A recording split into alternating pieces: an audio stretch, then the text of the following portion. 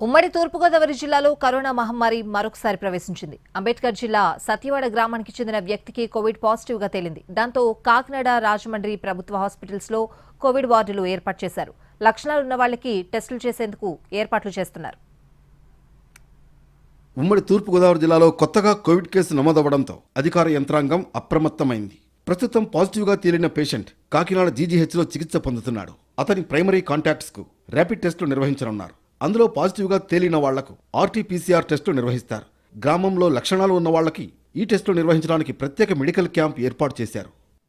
Kakinada జీజీహెచ్లో 24 బెడ్లతో corona ward ఏర్పాటు చేశారు. అందుబాటులో 1100 కోవిడ్ కిట్లు ఉన్నాయి.